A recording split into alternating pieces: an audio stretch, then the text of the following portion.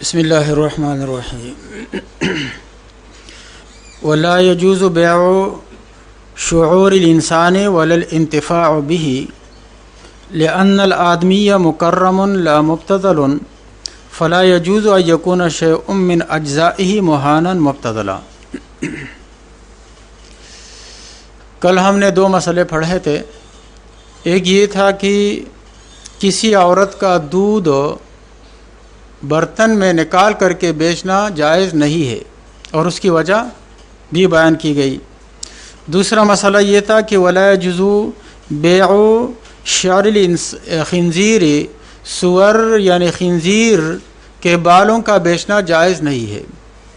آج مسئلہ یہ ہے ولا يجوز بیع شعور الانسان، انسانی بالوں کا بیچنا جائز نہیں ہے، ولا الانتفاع به، اور اس سے نفع اٹھانا بھی جائز نہیں ہے۔ دلیل وہی ہے جو ہم نے پہلے پڑھی ہے، یعنی کہ انسان جو ہے یہ معزز ہے اور لا مبتذل، یہ قابل صرف قابل خرچ چیزوں نہیں ہے، عام مال اور متاع کی طرح نہیں ہے کہ ہم جیسے چاہے تو اس کو خرچ کریں۔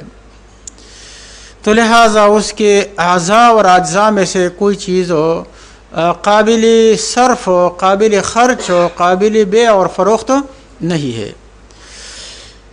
اس کی نقلی دلیل بھی ہے کہ انسانی بال بیچنا کیوں جائز نہیں ہے۔ وقد قال علیہ السلام لعن اللہ الواصلۃ والمستوصلۃ الحدیث، حدیث لمبی ہے، انہوں نے مختصر کر کے حوالہ دیا کہ الحدیث یعنی اقرأ الحدیث یا الی آخر الحدیث۔ نبی پاک صلی اللہ علیہ وسلم نے لعنت بھیجی ہے واصلہ پر۔ واصلہ وصل سے ہے، وصل کے معنی ملانے کے ہیں۔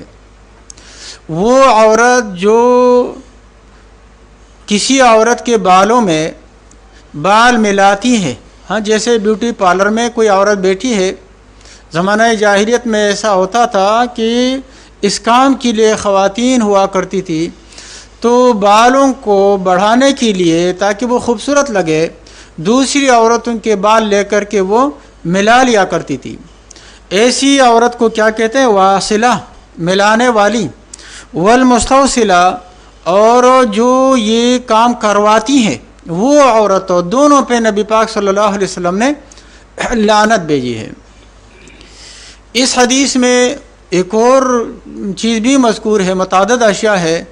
واشمہ اور مستوشمہ، وشم گودنے کو کہتے ہیں، مستوشمہ گدوانے والی، یعنی کہ جو عورتیں یہاں پر یا مسوڑوں میں یا ہونٹ کے نیچے تھوڑی کے اوپر ہو یا گالوں پر ہو یا ہاتھوں کے اوپر ہو، کوئی نشان اس طرح لگاتی ہیں کہ جس کا ایک عام طریقہ ہوتا ہے، یعنی کہ سوئی سے جو ہے نا وہ جگہ زخمی کر لیتے ہیں اور اس کے اوپر پھر سرما اور نیل اور یہ چیزیں وغیرہ جو ہے اس کے اوپر لگا لیتے ہیں، تو ایک مستقل نشان بن جاتا ہے۔ اس کو نبی پاک صلی اللہ علیہ وسلم نے ممنوع قرار دیا ہے۔ ایک مرتبہ حضرت عبداللہ بن مسعود رضی اللہ تعالیٰ عنہ نے یہ حدیث و ارشاد فرمائی، تو کسی خاتون نے اعتراض کیا کہ آپ کی بیوی بھی وشم کرتی ہے، تو انہوں نے کسی خاتون سے کہا جاؤ دیکھو۔ اس نے کہا میں نے نہیں دیکھا۔ حضرت ابن مسعود رضی اللہ تعالیٰ عنہ نے فرمایا اگر وہ ایسا کرتی تو وہ پھر میرے ساتھ نہ رہ سکتی۔ اس سے حضرت گنگوئی رحمۃ اللہ علیہ نے یہ مسئلہ اخذ کیا ہے کہ اس سے معلوم ہوا کہ اگر کوئی عورت ہو وہ اللہ تبارک و تعالیٰ کی معصیت میں مبتلا ہے، نافرمانی میں مبتلا ہے، تو شوہر کو چاہیے کہ سمجھائے، اگر وہ نہیں سمجھتی ہے تو پھر اس سے علیحدگی اختیار کرے۔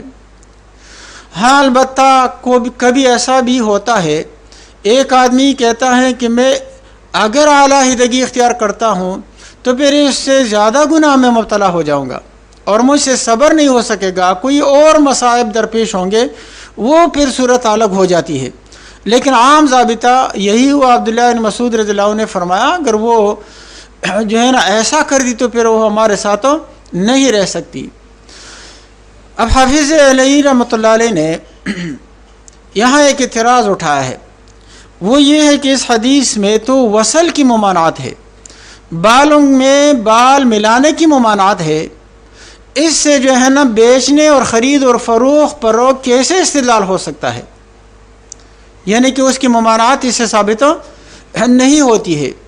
لیکن اس کا جواب یہ ہے کہ جب بال قابل انتفاع نہیں رہے، اور قابل انتفاع اس وجہ سے نہیں رہے جیسے پیچھے صاحب ہدایہ نے بیان کیا ہے، تو وہ پھر مال بھی نہیں ہے۔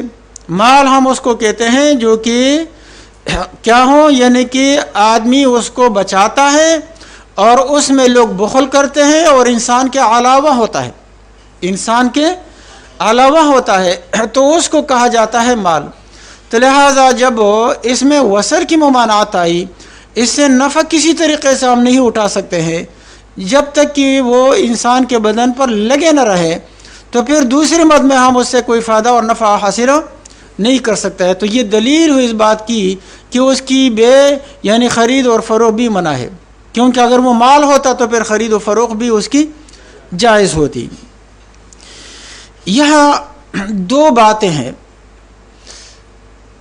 ایک محدثین کی رائے ہے اور دوسری رائے فقہاء کرام کی ہے۔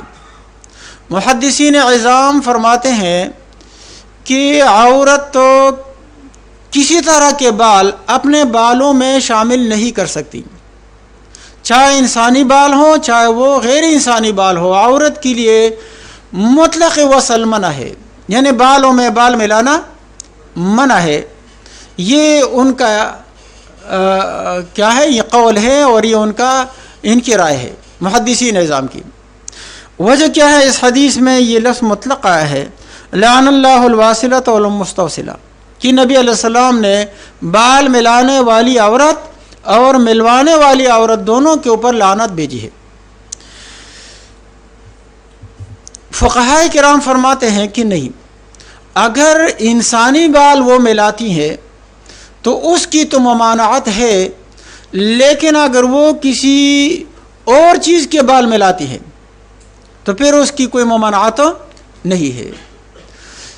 حضرت گنگوئی صاحب رحمۃ اللہ علیہ فرماتے ہیں کہ فقہاء کرام کی رائے زیادہ وزنی ہے۔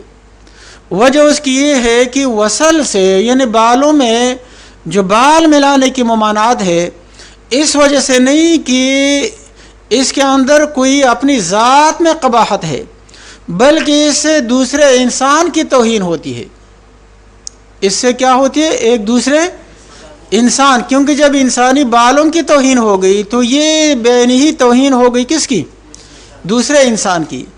تو لہٰذا جب اس کے اندر یہ علت ہوگی تو تب ممانعت ہوگی، لیکن اگر اس کے اندر یہ وجہ نہیں ہوگی تو پھر ممانعت نہیں ہے۔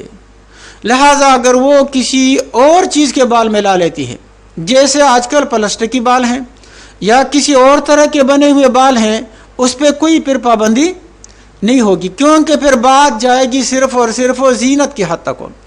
چونکہ عورت زینت سے نہیں روکی گئی ہے، شرط یہ ہے کہ وہ زینت اپنی حدود کے اندر رہے، شرط یہ ہے کہ وہ زینت اپنے جائز دائرے کے اندر ہو، تو اس عورت کے لیے زینت کا اختیار کرنا جائز ہے۔ جیسے شوہر کے سامنے، اپنے گھر کی چاردیواری کے اندر، اور یا مثال کے طور پہ کہ اپنے محارم کے سامنے، اس کے لیے زینت کی کوئی پابندی و ممانعت نہیں ہے۔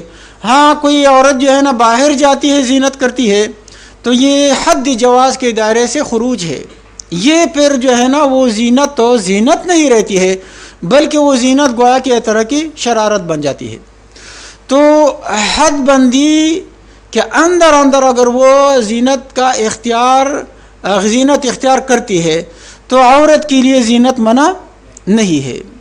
تو اس بنا پر آگے صاحب ہدایہ فرماتے ہیں وَإِنَّمَا يُرَخَّصُ فِي مَا يُتَّخَذُ مِنَ الْوَبَارِ، اگر اون کی پشم یا کسی اور چیز کے بال ہوں وہ اگر عورت اپنے بالوں میں ملائے، فَيَزِيدُ فِي قُرُونِ النِّسَاءِ وَزَوَائِبِهِنَّ، تاکہ اس کی چوٹیوں میں اضافہ ہو جائے اور بال زیادہ اور گھنے نظر آئے، تو یہ پھر ممنوع نہیں ہے، کیونکہ یہ بات ہو جائے گی کس کی؟ زینت کی، اور زینت منع نہیں ہے۔ اور اس قید کو سامنے رکھتے ہوئے کہ زینت اگر اپنے دائرے کے اندر ہے تو منع نہیں ہے، تو پھر اس کے اوپر کوئی پابندی نہیں ہوگی۔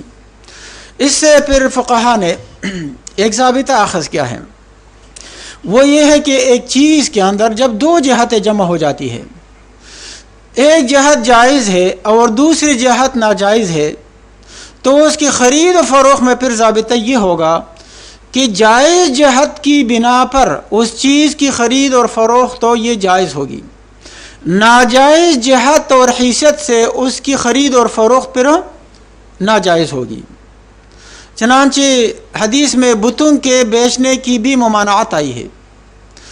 اس کی وجہ کیا ہے کہ بت کی خرید و فروخت سے بت کی تعظیم ہو رہی ہے، اس وجہ سے اس کی ممانعت آئی۔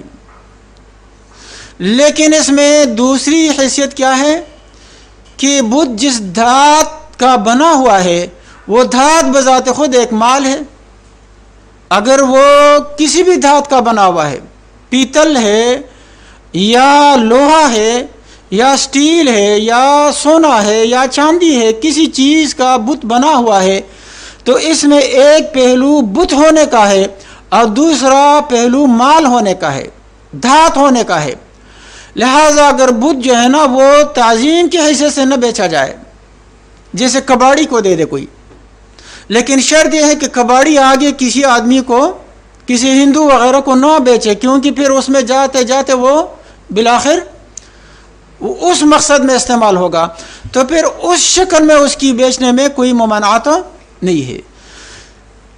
لیکن اس میں یہ خطرہ ہے، تو اسی لیے علماء لکھتے ہیں کہ اگر اس کو توڑ دیا جائے اور محض دھات کی حیثیت سے اس کو بیچا جائے تو پھر کوئی ممانعت نہیں ہوگی، کیونکہ اس میں ایک جہت یہ ہے جواز کی اور دوسری جہت وہ ہے۔ ریڈیو ہے مثال کے طور پہ، ایک شخص ریڈیو خریدتا ہے، تو ریڈیو کی خریداری میں دو جہتیں ہیں۔ ایک ریڈیو ہم استعمال کرتے ہیں خبریں سننے کے لیے، تو یہ ایک ذریعہ ہے معلومات کا۔ دوسری حیثیت اس میں یہ ہے کہ ہم ریڈیو گانوں کے لیے استعمال کرتے ہیں۔ گانے شریعت میں سننا جائز نہیں ہے اور خبریں سننا جائز ہے، تو جو آدمی ریڈیو خرید رہا ہے کس چیز کے استعمال کے لیے؟ تاکہ وہ خبریں سنے اور دنیا سے ہم وقع باخبر رہے، اس جہت سے ریڈیو کی خریداری کے اوپر کوئی پابندی نہیں ہے۔ اور جو آدمی صرف گانوں کے استعمال کے لیے خرید رہا ہے تو پھر وہ غلط جہت ہو جائے گی۔ تو قاعدہ یہ ہوا کہ جس چیز کے اندر دو جہتیں ہیں تو ایک جہت سے وہ صحیح ہے اور دوسری جہت سے وہ صحیح نہیں ہے، کیونکہ وہ ایک جہت صحیح ہے اور دوسری جہت صحیح نہیں ہے۔ تو اب اس کا مطلب یہ ہوا کہ اگر کوئی عورت بالوں میں بال شامل کرتی ہے اور وہ جائز مقصد کے لیے اور وہ انسانی بالوں کے علاوہ ہے تو یہ والی صورت جائز ہے، لیکن اگر وہ شرارت کے طور پہ یا انسانی بالوں کو استعمال کرتی ہے تو پھر یہ والا پہلو جائز نہیں ہوگا۔ سمجھ آ رہے باتوں؟ تو یہ اس سے کو مسئلہ یہ بھی معلوم ہو گیا۔ قال ولا بیع جلود المیتۃ قبل ان تطبغ، اسی طرح فرمایا جائز نہیں ہے غیر مذبوحہ جانور کے چمڑوں کا بیچنا، غیر مذبوحہ جانور چمڑا بیچنا، قبل ان تطبغ دباغت سے پہلے، میتا وہ جانور جو ذبح نہ کیا جائے، چاہے پھر وہ حلال ہو چاہے وہ حلال نہ ہو، ذبح نہ کرنے کی وجہ سے اس کا جو خون ہے وہ نکلے گا نہیں، تو چمڑے میں جو رطوبت رہے گی وہ چکناہٹ، چونکہ وہ نجس اور ناپاک ہے اس وجہ سے وہ چمڑا ناپاک ہوگا، لہذا اس ناپاکی کی وجہ سے اس چمڑے کو بیچنا یہ جائز نہیں ہوگا۔ ہاں لیکن یہ ممانعت مشروط ہے، مقید ہے اس کے ساتھ قبل ان تطبغ، دباغت سے پہلے۔ دباغت کیا ہے؟ یعنی کہ جب تک کہ اس رطوبت کو، اس چکناہٹ کو خشک نہیں کیا جاتا۔ اس کے پھر مختلف طریقے ہیں، عموماً جو ہے نا اس کے اوپر نمک ڈالتے ہیں، تو نمک جو ہے نا وہ چکناہٹ کو اور رطوبت کو چوس لیتا ہے، تو جب وہ خشک ہو جائے تو پھر بیچنے میں کوئی حرج نہیں ہے۔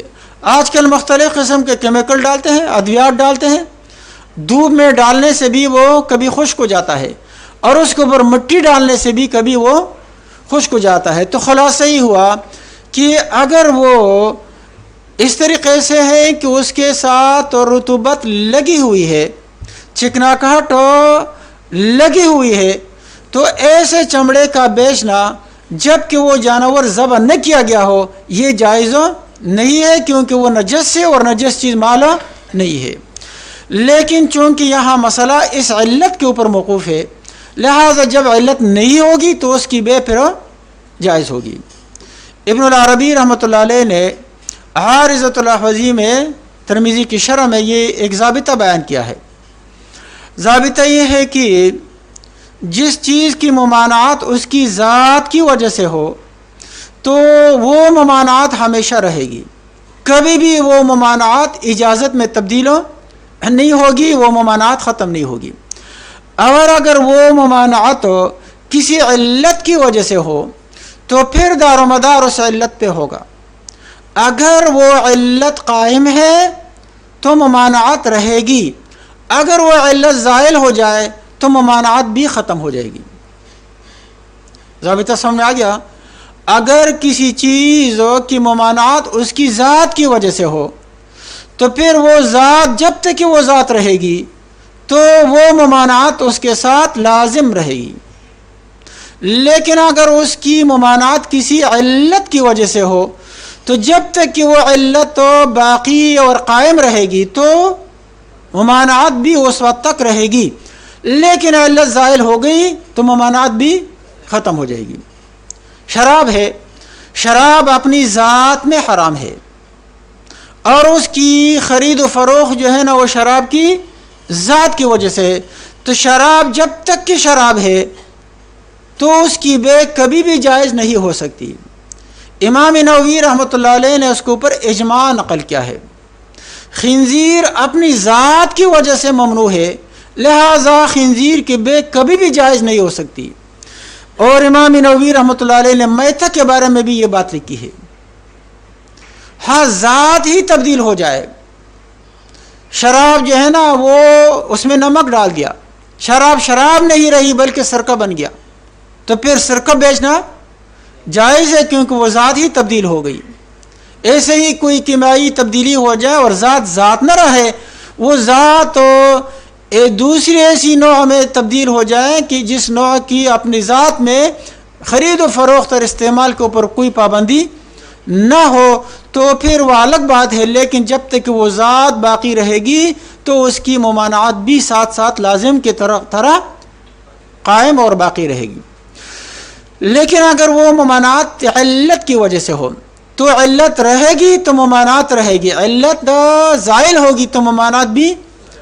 اب یہ میتہ یعنی جو جانور ذبح نہیں کیا جاتا اس کا چمڑا بیچنا منع ہے، جیسے انہوں نے فرمایا، لیکن ذات میں نہیں بلکہ علت رطوبت کی وجہ سے، لہذا اگر دباغت دے دی گئی، اس کی رطوبت کسی وجہ سے خود بخود ہو یا کسی نے کسی طریقے سے اس کی رطوبت اور چکناہٹ کو ختم کر دیا تو علت زائل ہو گئی، لہذا اب اس کی بے جائز ہوگی۔ اسی لیے فرمایا کہ میتہ یعنی کہ غیر مذبوحہ جانور کا چمڑا بیچنا جائز نہیں ہے جب تک کہ اس کو دباغت نہیں دی جاتی۔ قبل دباغت دے دی گئی تو علت کیا ہو گئی؟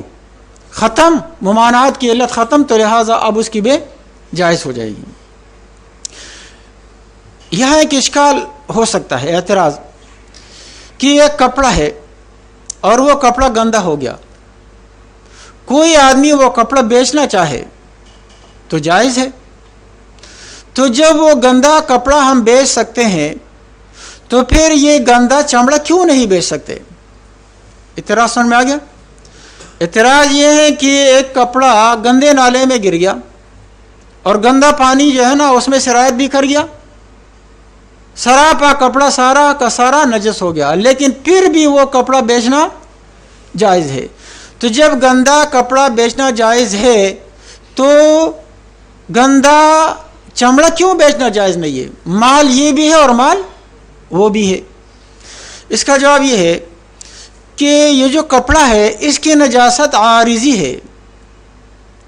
کپڑا اپنی ذات میں ناپاک نہیں تھا، بلکہ نجاست جب ہمارے ہاتھ سے وہ گندے نالے میں گر گئی تو ناپاک ہو گیا، اب ہم دھوئیں گے تو ختم۔ اور یہ چمڑے کی ذات میں نجاست ہے، کیونکہ یہ رطوبت خلقی ہے، پیدائشی ہے اس کے ساتھ۔ تو جس چیز کی نجاست پیدائشی ہو اس کا حکم مختلف ہے، اور جس چیز کے اندر نجاست عارضی آ جائے تو اس کا حکم الگ ہوتا ہے۔ اس سے ایک اور مسئلہ بھی معلوم ہوا، وہ یہ ہے کہ گھی ہے، تیل ہے، کوئی مائع چیز ایسی ہے جس کے اندر چوہا گر کر مر گیا اور وہ اس کی مقدار کم ہے جس کی وجہ سے وہ ناپاک ہو گیا۔ اب اس تیل کا بیچنا، گھی کا بیچنا، شہد کا بیچنا، آیا یہ جائز ہے یا جائز نہیں ہے؟ تو امام نووی رحمۃ اللہ علیہ نے فرمایا ہے کہ اس تیل کا، اس گھی کا اور شہد کا، اس مائع کا بیچنا جائز ہے اگرچہ وہ نجس ہے۔ یہ شافعیہ کا بھی یہ مسلک ہے اور ہمارے حنفیہ کا بھی یہ مذہب ہے۔ امام مالک رحمۃ اللہ علیہ کے دو قول ہے، ایک جواز کا، ایک عدم جواز کا۔ ابن العربی رحمۃ اللہ علیہ نے عارضۃ الاحوذی میں جواز کے قول کو ترجیح دی ہے۔ ہمارے حنفیہ کے نزدیک اس کی بے جائز ہے، لیکن یہ ضروری ہے کہ دکاندار یہ کہے کہ یہ ناپاک ہے، کیونکہ تیل جلانے کے کام میں بھی آ سکتا ہے اور تیل کھانے کے کام میں بھی آ سکتا ہے، اسی کے اوپر باقی چیزوں کو قیاس کیا جائے۔ تو چونکہ وہ نجس ہے اور نجس کھانا جائز نہیں ہے تو کھلانا بھی جائز نہیں ہے۔ نجس کو ہم جلا سکتے ہیں، چراغ میں وہ تیل ڈالا گیا، لالٹین میں ڈالا گیا، گاڑی میں ڈالا گیا تو وہ جلانے میں کوئی حرج، چوہا ہم نے نکالا، باقی پیٹرول گاڑی میں ڈالا، انجن میں جل رہا ہے، کوئی قباحت کی وجہ نہیں ہے۔ ضابطہ یہ ہے جو کام انسان کے لیے خود جائز نہیں ہے تو وہ کام آدمی دوسرے سے بھی نہیں کروا سکتا۔ جو کام آدمی خود نہیں کر سکتا تو وہ دوسرے سے بھی، شراب ایک مسلمان خود نہیں بیچ سکتا، خود نہیں پی سکتا اور خود نہیں خرید سکتا، تو یہ کام دوسرے سے بھی نہیں کروا سکتا۔ دوسرے سے کہے شراب پیو، دوسرے سے کہے شراب بیچو، دوسرے سے کہے شراب میرے لیے خریدو، تو یہ بھی اس کے لیے جائز نہیں ہے۔ مرد کے لیے سونے کی انگوٹھی جائز نہیں ہے، تو کوئی مرد اپنے بیٹے کو یا کسی بچے کو سونے کی انگوٹھی نہیں پہنا سکتا۔ جب خود نہیں پہن سکتا تو دوسرے کو بھی، ہاں عورتوں کے لیے اس کا استعمال جائز ہے، تو بچوں کو تو پہنا سکتا ہے لیکن بچوں کو نہیں پہنا سکتا۔ ریشم کا استعمال آدمی خود نہیں کر سکتا، لیکن چونکہ عورت ہے وہ استعمال کر سکتی ہے، تو ریشم کسی عورت کو چاہے اس کے کپڑے بنائے جائے یا ویسے ہدیہ کر کے دیا جائے تو جائز ہے۔ ویسے مردوں کو بھی اس طور پہ دے سکتے ہیں کہ ریشم کا کاروبار جائز ہے، خرید و فروخت منع نہیں ہے، تو اسی لیے اگر کسی کو گفٹ میں دے دے ریشم تو اس پہ کوئی ممانعت نہیں ہے۔ سونا کسی کو ہدیہ کرے، سونے کا کاروبار کرتا ہے تو وہ منع نہیں ہے، لیکن استعمال الگ چیز ہے اور کاروبار ذرا مختلف ہے۔ تو اسی لیے ابن العربی رحمۃ اللہ علیہ نے لکھا ہے عارضۃ الاحوذی میں کہ آدمی کی بیوی نے اپنے چارپائی پہ، بستر پہ ریشمی کپڑا بچھایا ہے تو اس کا شوہر اس کپڑے پہ بیٹھ سکتا ہے، خود تو استعمال نہیں کر سکتا، لیکن چونکہ عورت کے لیے اس ریشم کا استعمال جائز ہے تو مستقل طور پہ تو آدمی استعمال نہیں کر سکتے، لیکن عارضی طور پہ اپنی بیوی کے اس چارپائی پر بیٹھ جائے تو یہ منع نہیں ہے۔ اب یہاں مسئلہ یہ ہوا کہ چونکہ تیل میں چوہا گرا ہے، وہ تیل ہمارے لیے کھانے میں قابل استعمال نہیں ہے، تو جب دکاندار کے لیے خود اس تیل کا، اس گھی کا، اس شہد کا خود کھانے میں استعمال جائز نہیں ہے، جلانے میں استعمال جائز ہے، اسی لیے اگر وہ بیچے گا تو ہمارے نزدیک یہ ضروری ہے کہ دکاندار اس آدمی سے یہ کہے کہ یہ کھانے کا تیل نہیں ہے. کیا کہے؟ یہ تیل تم کس لیے خرید رہے ہو؟ اگر وہ اس کو کھانے کے لیے خوراک کے طور پہ خرید رہا ہے تو یہ سے کہ یہ خوراک کا نہیں ہے. اور اگر کسی اور مقصد کے لیے استعمال کر رہا ہے تو بہت ساری صورتیں ہو سکتی ہے نا. تو اور کسی مقصد کے لیے خرید رہا ہے تو پھر تو صحیح ہے، لیکن اگر وہ کھانے کے لیے خرید رہا ہے تو پھر اس کو منع کر دے کہ یہ اس کے لیے نہیں ہے. لأنه غیر منتفع به، کیونکہ یہ چمڑا دباغت سے پہلے قابل انتفاع نہیں ہے. قال علیہ السلام، ترمذی کی روایت ہے، نبی علیہ السلام نے فرمایا لا تنتفع من المیتة بإحاب، غیر مذبوحہ جانور کے چمڑے سے، احاب کس کو کہتے ہیں؟ وہ اسم لغیر المطبوغ علی ما مر فی کتاب الصلاۃ، یہ اس چمڑے کا نام ہے جو دباغت سے پہلے ہو.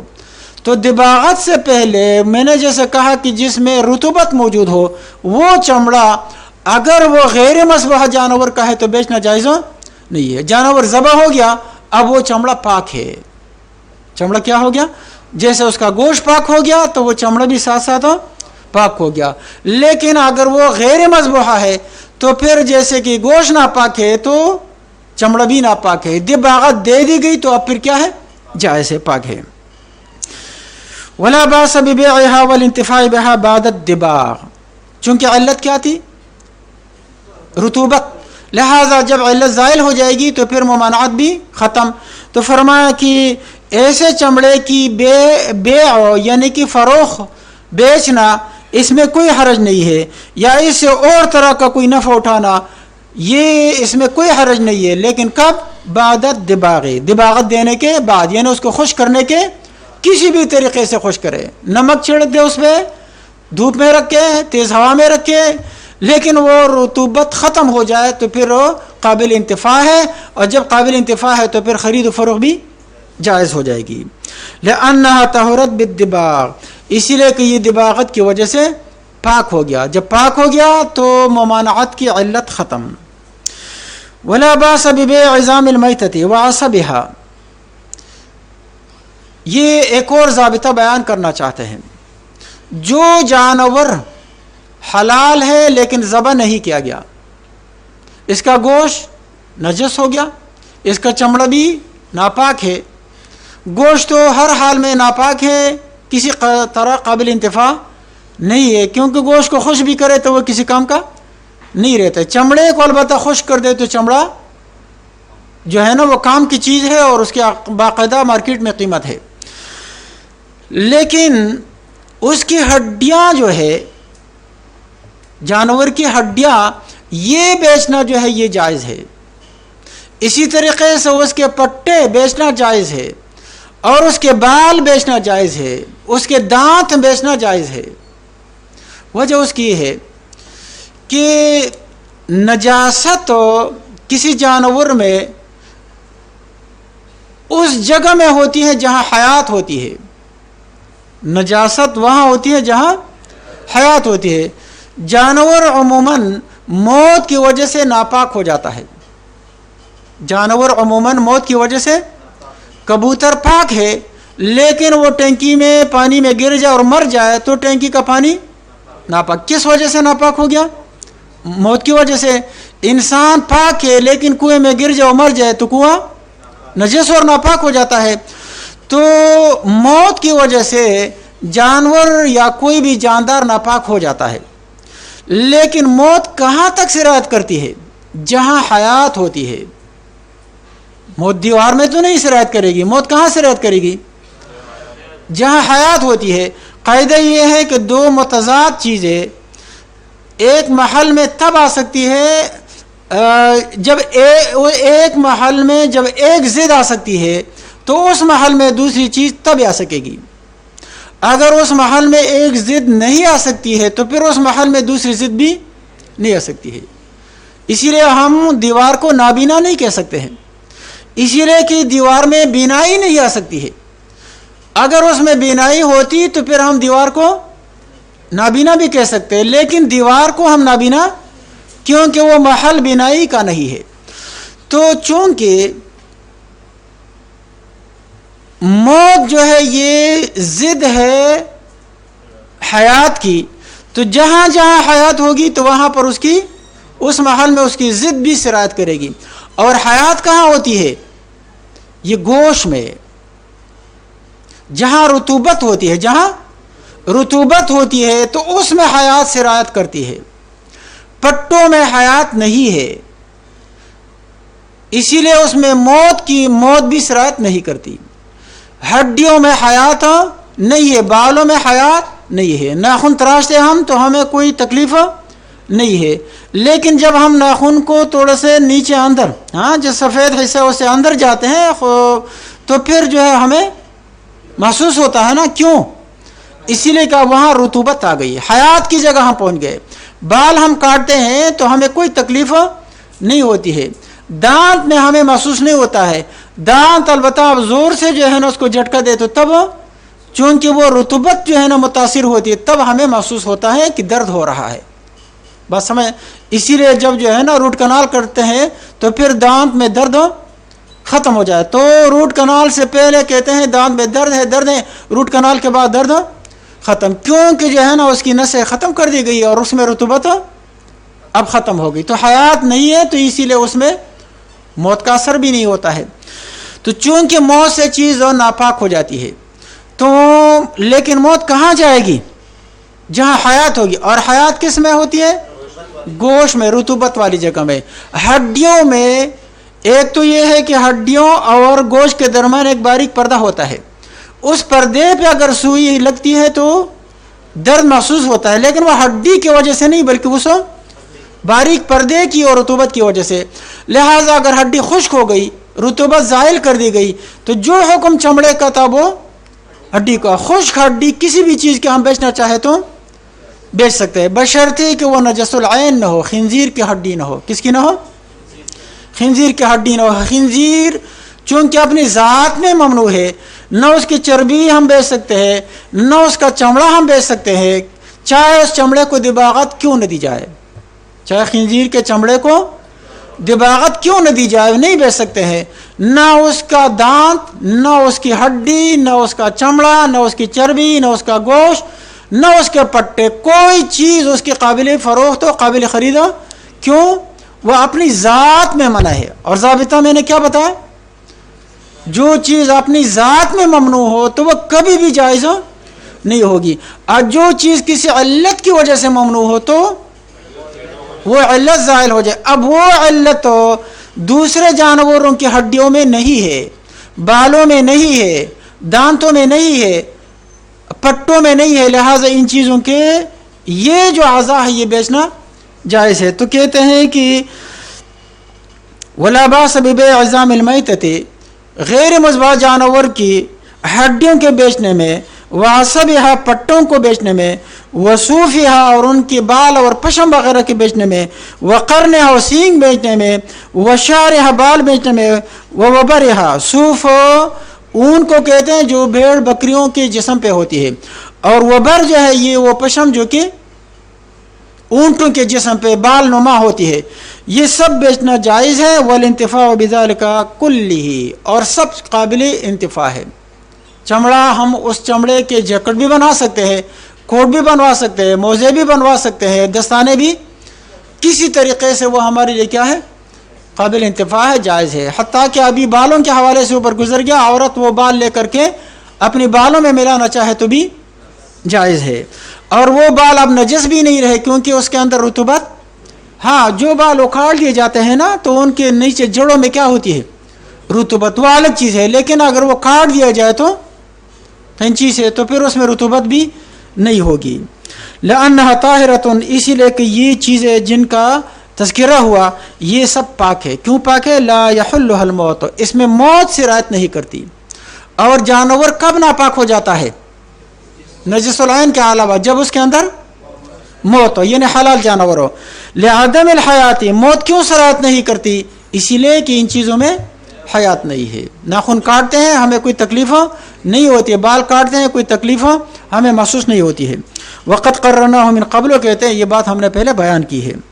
والفیل کالخنزیر عند نجس العین عند محمد رحمہ اللہ، ہاتھی جو ہے وہ خنزیر یعنی سور کی طرح ہے، تو سور کے تمام اعضاء ناقابل استعمال ناقابل فروخت ہیں، لہذا خنزیر کے بھی تمام اعضاء کیا ہوں گے؟ ناقابل فروخت ہوں گے۔ ہاتھی، تو ہاتھی کے دانت آج کل بہت قیمتی ہے، افریقہ میں اور ہندوستان میں بہت سارے ممالک میں لوگ ہاتھی مارتے ہیں دانتوں کی وجہ سے، اور اس پہ بین الاقوامی سطح پہ کبھی کبھی جو ہے نا بعضی تنظیمیں آوازیں بھی اٹھاتی ہیں کہ اس سے جو ہے نا ہاتھیوں کی نسل کشی ہو رہی ہے۔ تو ہاتھی کے دانت بہت قیمتی ہے، لوگ استعمال کرتے ہیں مختلف اغراض کے لیے۔ چونکہ امام محمد رحمۃ اللہ علیہ کے نزدیک ہاتھی بھی نجس العین ہے، تو عین تو پوری ذات کا نام ہے، تو لہٰذا دانت بیچنا یا دوسری چیزیں بیچنا بھی جائز نہیں ہے۔ لیکن وعندہما، شیخین کے نزدیک امام ابو حنیفہ اور امام ابو یوسف رحمۃ اللہ علیہ کے نزدیک بمنزلۃ السباع، ہاتھی درندوں کی طرح ہے، اور درندوں کا ضابطہ کیا ہے کہ گوشت نہیں بیچ سکتے ہیں ان کا، لیکن ہڈیاں اور بال اور چمڑے اگر خشک کر دیے جائے تو بیچ سکتے ہیں۔ حتی یباع عظمہ وینتفع بہ، حتیٰ کہ ان کی جو ہڈیاں ہیں وہ بیچے جا سکتے ہیں۔ سمجھ آ رہا بتاؤ؟ ہاں البتہ جیسے بعض جانوروں کے چمڑوں کے استعمال سے ممانعت آئی ہے، تو اس کی وجہ یہ ہے کہ اس پہ بیٹھنے سے، ہاں شیر کا چمڑا ہے یا اس قسم کی چیتا وغیرہ، بیٹھنے سے استعمال سے آدمی کے اندر وہ خصلت آ جاتی ہے، طبیعت میں فرق آتا ہے، تو اس میں چمڑے میں پھر یہ ممانعت کی ایک اور وجہ ہے۔ لیکن ماضی اس وجہ سے کہ اس کے اندر جو ہڈیاں ہیں ان جانوروں کی یا بال وغیرہ ہے، تو چونکہ اس میں موت سرایت نہیں کرتی ہیں تو وہ نجس اور ناپاک نہیں ہے۔ بس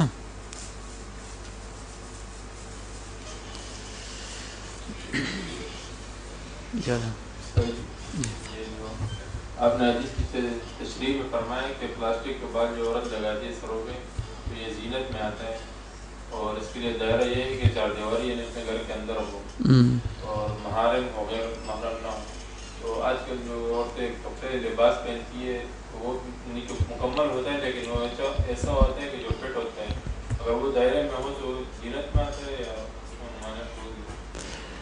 دیکھیں نا، محارم کے لیے بھی درجے ہیں۔ ایک تو یہ ہے کہ عورت صرف اور صرف اپنے شوہر کے لیے زینت کرتی ہے، تو یہ زینت جائز ہے، لیکن اگر وہاں گھر کے دوسرے افراد ہو تو پھر اس میں یہ اتنا انتہائی فٹ لباس ہو کہ جس سے اعضاء کی جو ساخت ہے اور جو بناوٹ ہے وہ محسوس ہو، یہ صحیح نہیں ہے۔ اور اگر باہر کوئی عورت جاتی ہے اور زیب و زینت کے ساتھ جاتی ہیں تو یہ منع ہے۔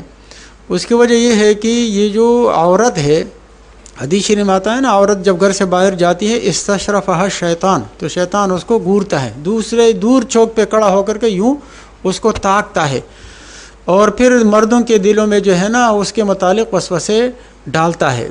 تو عورت کا جسم، عورت کا چہرہ، یہ اس میں کیا ہے، گویا کہ اینٹی تقوی وائرس ہے، اور مرد کے چہرے میں عورت کے لیے اینٹی تقوی وائرس ہے، یہ وائرس پھیل جاتا ہے، اور یہ بعضی مرتبہ اتنا خطرناک ہوتا ہے کہ ایک نظر سے، ایک نگاہ سے 100 سال کی جو ریاضت آدمی کی ہوتی ہے نا، وہ پوری عمارت جو ہے وہ گر جاتی ہے۔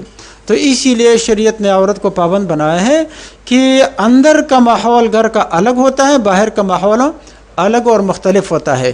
اندر جو ہے تو اس سے کوئی فتنہ اور فساد کوئی نقصان نہیں ہوتا ہے، ہاں اپنے محارم کے ساتھ، اور باہر جب وہ جاتی ہے تو چونکہ اس میں ایک اینٹی وائرس، اینٹی تقوی وائرس موجود ہے اس عورت میں بھی، اور مردوں میں عورتوں کے لیے اور عورتوں میں مردوں کے لیے، تو اس سے دوسرے آدمی کی ساری دنیا لٹ سکتی ہے۔ تو اس وجہ سے میں نے یہ کہا کہ اپنے دائرے کے اندر وہ زینت کرتی ہے تو یہ ممنوع ہے، اور یہ تغییر لخلق اللہ میں بھی نہیں آتا ہے۔ سرما لگانا، میک اپ کرنا اپنے دائرے کے اندر، یہ تغییر لخلق اللہ میں بھی نہیں آتا ہے۔ ہاں کوئی مستقل چیزیں ہیں، ہاں تو اس پہ کسی موقع پہ انشاءاللہ پھر بحث کریں گے۔